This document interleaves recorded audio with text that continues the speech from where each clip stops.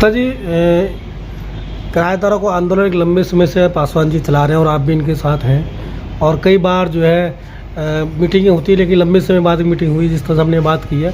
तो ये सरकार से क्या उम्मीद है कि जो किराएदारों को मकान मिलने की?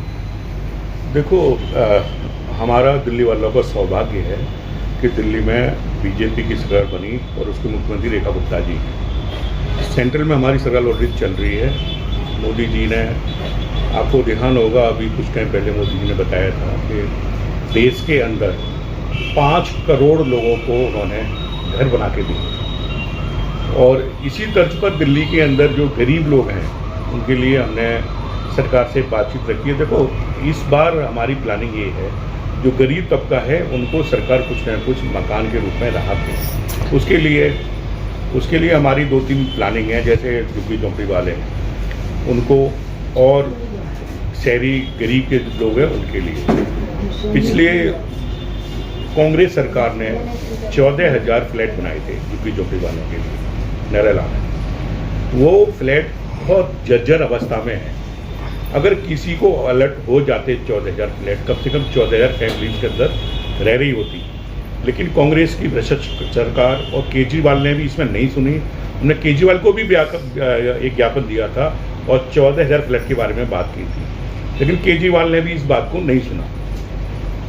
उसके बाद अब हमारी मुख्यमंत्री रेखा गुप्ता जी हैं, हम उनसे यही मांग करते हैं कि सबसे पहले 14,000 जो फ्लैट हैं जो जर्जर अवस्था में हैं वो गरीब और झुग्गी झोंपड़ी वालों को अलॉट किए जाएं। नहीं लगता कि प्रधानमंत्री जो है उनका सौतेला व्यवहार रहा है दिल्ली वासियों के साथ में, क्योंकि प्रधानमंत्री आवास योजना के तहत में उत्तर प्रदेश, हरियाणा और बिहार जैसे कई राज्यों में आवास दिए गए और दिल्ली में प्रधानमंत्री आवास योजना अभी तक लागू नहीं हुई। तो क्या प्रधानमंत्री का इनके साथ सौतेला व्यवहार नहीं है? नहीं, मैं ये नहीं कहूँगा। ये सौतेला व्यवहार केजरीवाल का है। अब तो बीजेपी की सरकार है, रेखा गुप्ता जी है। अभी लागू होगा। लागू हो गया। अभी नहीं हुआ, अभी नोटिफिकेशन जारी नहीं हुआ। जाएगा लागू। ये केजरीवाल की 11 साल केजरीवाल की सरकार रही। इसने सेंट्रल की, मोदी जी की कोई बात नहीं मानी, ना दिल्ली में कोई विकास होने दिया।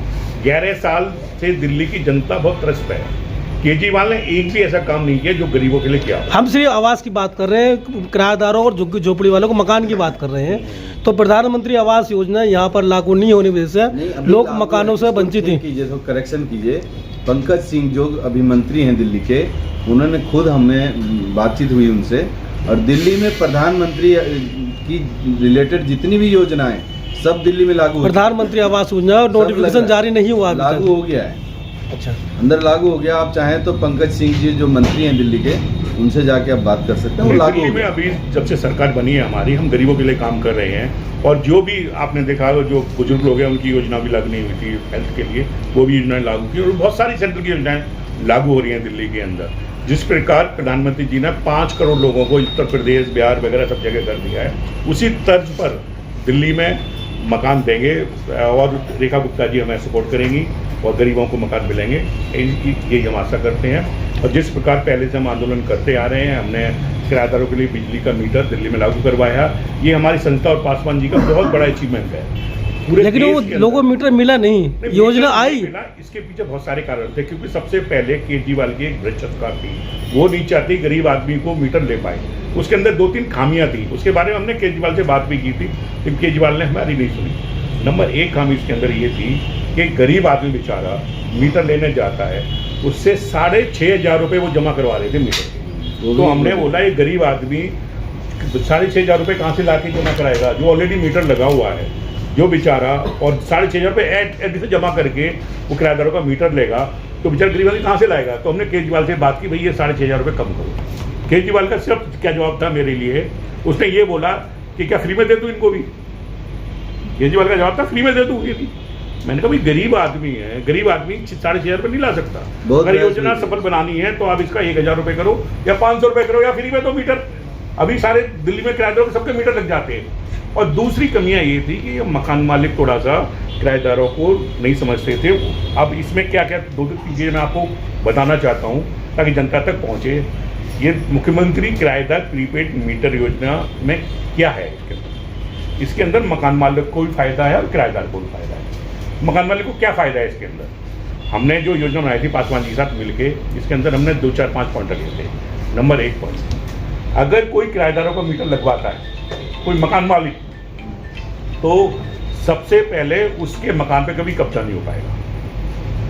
कब्जा क्यों नहीं हो पाएगा? क्योंकि उसने लिख के दे दिया है मैं किराएदार हूँ, किराएदारों का मीटर लगवा रहा हूँ। मकान मालिक पूरी तरह सेफ हो गया। दूसरा, मकान मालिक को फायदा ये है कि पहले क्या होता था कि मकान मालिक 10 रुपये 12 रुपये यूनिट चार्ज करता था, और जब किराएदार का बिल बढ़ जाता था 5,000 6,000 7,000 रुपये हो जाता था, 10,000 हो जाता था, तो मकान मालिक ये कहता था मेरा बिना बिजली का मीटर पैसे दिए किराएदार चला गया।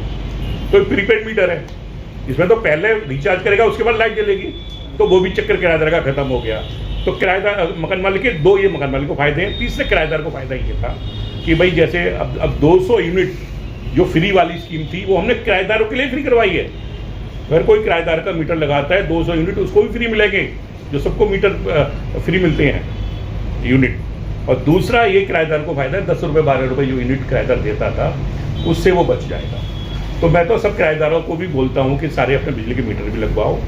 जो पासवान जी ने बहुत बड़ी योजना है, इनकी वजह से दिल्ली में हमारी संस्था की वजह से आई है, और इसके साथ भी जुड़ो।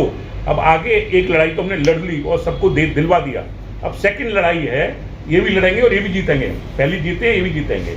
अब हमारे पास इस समय हमारा सबसे बड़ा प्लस पॉइंट है, दिल्ली में भी रेखा गुप्ता की सरकार है और सेंटर में मोदी जी की सरकार है, जो गरीबों के भले के लिए शुरू से काम कर रहे हैं और आगे भी भले के लिए काम करेंगे।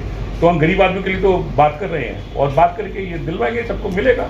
क्या कब तक आप इस सिलसिले में सरकार से बात करने वाले हैं? देखो, हम तो क्या है लगातार बात कर रहे हैं, लगातार बात चल रही है, सरकार से बात कर रहे हैं। हमारा ये ध्येय ज़्यादा से ज़्यादा लोगों को मकान मिले। अब कोई भी संस्था देखो फ्री में तो चलती नहीं है, कोई भी काम फ्री में नहीं होता, संस्था भी कोई फ्री में नहीं चलती। तो संस्था को चलाने के लिए हमें मेंबरशिप हमने रखी है, छोटा सा अमाउंट मेंबरशिप का रखा है, और मैं दिल्ली वालों को ज़्यादा से ज़्यादा लोगों से कहना चाहूँगा कि मेंबरशिप संस्था की लें, ताकि हमारी संस्था फुल फ्लेश होकर प्रॉपर तरीके से काम कर पाए। इतने टाइम से हम काम कर रहे हैं और आपके बीच में हैं और आगे भी काम करेंगे, और आपको ये लड़ाई, ये जो भी सरकार से है पूरा करके दिखाएंगे।